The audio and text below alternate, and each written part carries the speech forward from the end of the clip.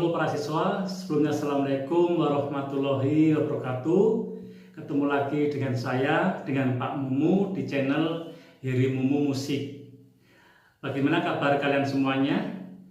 Oke, harapan Bapak kalian selalu sehat walafiat, terhindar dari virus COVID-19 yang masih selalu menghantui kita semuanya, dan tentunya kalian tetap semangat. Oh iya, kemarin kita sudah belajar tentang prosa dan jenis-jenisnya. Nah, para siswa masih ingat apa jenis-jenis dari sastra? Ada 3. Yang pertama yaitu prosa, kemudian puisi, dan yang ketiga adalah drama. Apa itu prosa?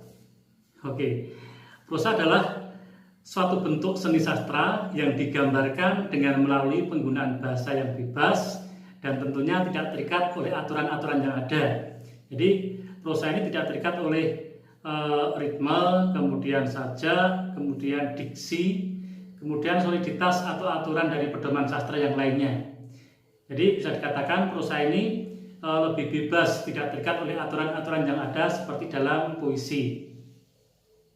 Ada 3 contoh atau 3 jenis dari prosa. Yang pertama adalah cerpen, kemudian novel, dan yang ketiga adalah roman. Sedangkan drama itu merupakan sebuah bentuk dalam suatu karya sastra yang dijelaskan dalam bahasa yang bebas dan panjang, dan biasanya dalam bentuk dialog dan monolog yang dipentaskan seperti itu. Itu untuk drama. Nah, kali ini nanti kita akan berbicara mengenai puisi. Apa arti puisi, kemudian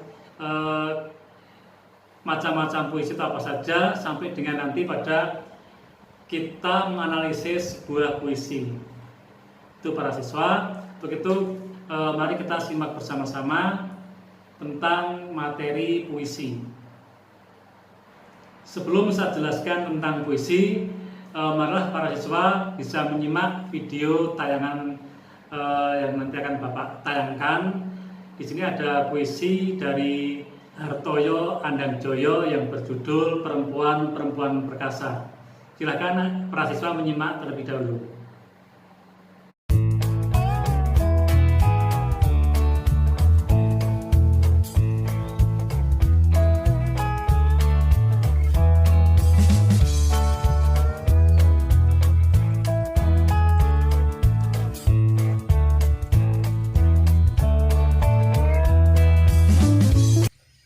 Hartoyo Andangjoyo dalam Perempuan-Perempuan Perkasa. Perempuan-perempuan yang membawa bakul di pagi buta, dari manakah mereka? Ke stasiun kereta mereka datang dari bukit-bukit desa. Sebelum peluit kereta pagi terjaga, sebelum hari bermula dalam pesta kerja. Perempuan-perempuan yang membawa bakul di pagi buta, kemanakah mereka? Di atas ruda-ruda baja mereka berkendara. Mereka berlomba dengan surya menuju gerbang kota, merebut hidup di pasar-pasar kota. Perempuan-perempuan yang membawa bakul di pagi buta, siapakah mereka? Mereka ialah ibu-ibu perkasa, akar-akar yang melata dari tanah perbukitan turun ke kota. Mereka cinta kasih yang bergerak menghidupi desa demi desa.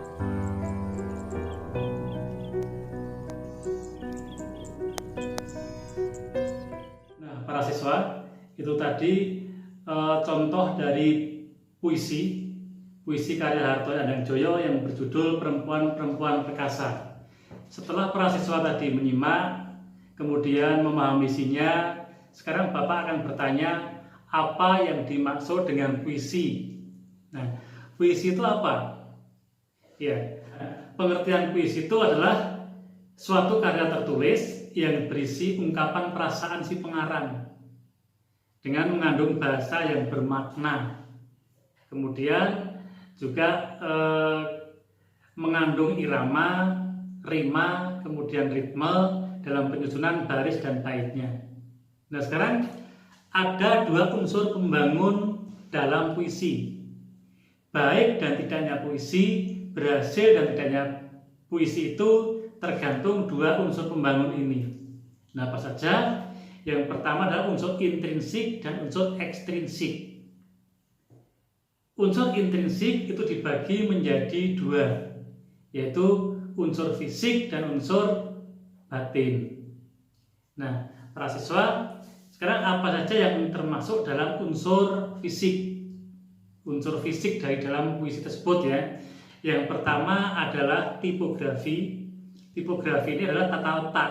Jadi perwajahan puisi, bentuknya atau bentuk tatanan penulisan puisi tersebut, tata letak gitu ya. Itu tipografi. Kemudian diksi yang kedua. Diksi itu adalah pilihan kata.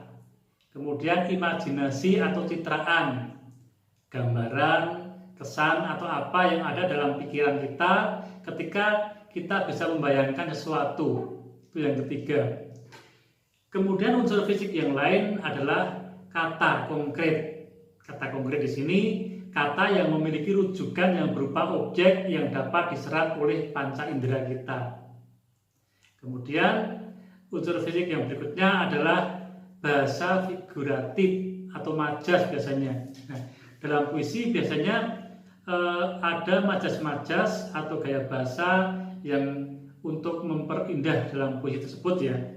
Majas adalah kata-kata yang bersifat konotatif yang tujuannya untuk menimbulkan efek-efek tertentu dalam puisi. Kemudian ada juga yang dinamakan dengan rima, irama. Nah, rima itu pesajakan, bunyi yang timbul oleh atau bunyi yang ditimbulkan oleh kata-kata dalam lirik atau bait irama. Nah, kemudian yang termasuk dalam unsur batin. Jadi tadi yang pertama itu unsur intrinsik itu ada unsur fisik dan yang kedua unsur batin. Nah, yang termasuk dalam unsur batin itu ada 4, yaitu yang pertama tema. Tema adalah gagasan pokok yang dikemukakan penyair untuk mendasari terbentuknya sebuah karya. Jadi tema di sini adalah pokok permasalahannya, gagasan pokok yang dikemukakan oleh penyair untuk mendasari terbentuknya sebuah karya puisi tentunya ya. Kemudian yang kedua itu rasa. Rasa adalah sikap penyair terhadap pokok permasalahan pada puisi yang dibuat tersebut. Jadi sikap dari penyair itu rasa ya. Kemudian nada itu sikap penyair kepada pembaca. Jadi kalau rasa tadi sikap penyair terhadap pokok permasalahan pada puisi yang dimuat. Sedangkan kalau nada itu sikap penyair kepada pembaca. Nah, yang keempat adalah pesan atau amanat. Pesan di sini adalah pesan inti dari penyair yang ingin disampaikan kepada pembaca melalui puisi tersebut. Nah, itu yang termasuk dari unsur batin. Yang pertama adalah tema, kemudian rasa, kemudian nada, dan yang keempat adalah pesan atau amanat. Nah, sekarang unsur ekstrinsik. Kalau tadi unsur intrinsik, tadi unsur dalam. Unsur dalam yang mempengaruhi suatu karya sastra puisi. Sedangkan ekstrinsik di sini adalah unsur luar yang membangun suatu karya sastra puisi. Jadi unsur luar di sini juga mempengaruhi terhadap baik tidaknya sebuah puisi. Apa saja yang termasuk dalam unsur ekstrinsik?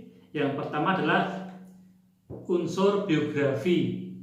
Biografi di sini adalah latar belakang si pengarang, latar belakang si penulis.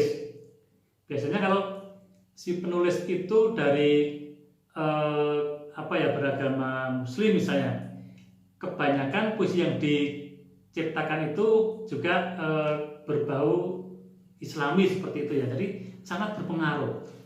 Kemudian unsur sosial ini juga sangat mempengaruhi, yang mana unsur sosial tersebut adalah berhubungan erat dengan kondisi masyarakat yang ada di sekitar si penyair tersebut. Kemudian yang ketiga, unsur nilai yang mencakup nilai pendidikan, nilai seni, politik, sosial, dan budaya. Nah, jadi unsur ekstrinsik yang mempengaruhi karya sastra puisi tersebut, yang pertama ada unsur biografi, yaitu latar belakang pengarang atau penyair. Kemudian unsur sosial, ini berhubungan dengan masyarakat. Kemudian unsur nilai yang mencakup nilai pendidikan seperti seni, politik, sosial, dan budaya.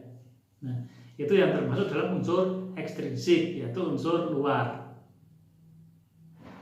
Nah, baiklah para siswa, tadi para siswa sudah menyimak tayangan tentang puisi karya Hartoyo Hadangdoyo yang berjudul Perempuan-Perempuan Perkasa. Mari kita lihat bersama-sama kira-kira temanya apa, kemudian bahasa yang digunakan itu seperti apa. Perempuan-perempuan perkasa. Perempuan-perempuan yang membawa bakul di pagi buta, dari manakah mereka? Ke stasiun kereta mereka datang dari bukit-bukit desa. Sebelum peluit kereta pagi terjaga, sebelum hari bermula dalam pesta kerja. Perempuan-perempuan yang membawa bakul dalam kereta, kemanakah mereka? Di atas roda-roda baja mereka berkendara. Mereka berlomba dengan surya menuju gerbang kota, merebut hidup di pasar-pasar kota. Perempuan-perempuan yang membawa bakul di pagi buta, siapakah mereka? Mereka ialah ibu-ibu perkasa, akar-akar yang melata dari tanah perbukitan turun ke kota. Mereka cinta kasih yang bergerak menghidupi desa demi desa. Nah, para siswa, puisi karya Hartoyo Hadangdoyo ini kira-kira temanya apa? Kelihatan sekali ya. Dilihat dari baris pertama, bait pertama saja sudah kelihatan ya. Dari judulnya pun sudah kelihatan. Perempuan-perempuan perkasa.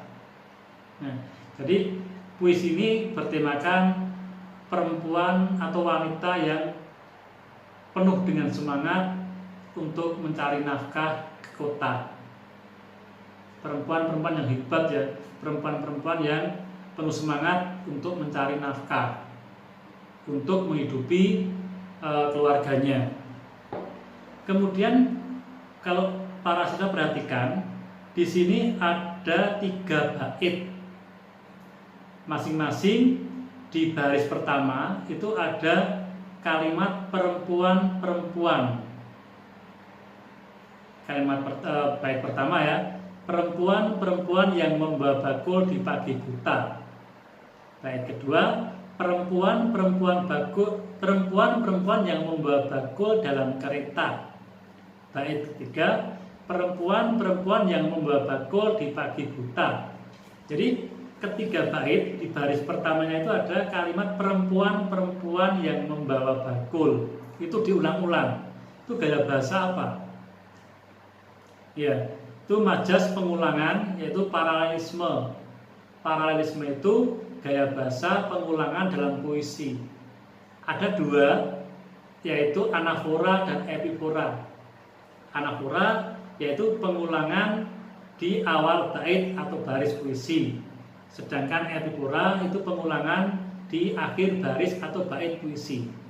Jadi kata perempuan-perempuan yang membawa bakul di sini, ini merupakan gaya bahasa anafora seperti itu. Nah, sekarang dilihat bait pertama masih lagi ada majas. Sebelum peluit kereta pagi terjaga. Sebelum peluit kereta pagi terjaga. Kata peluit dan terjaga.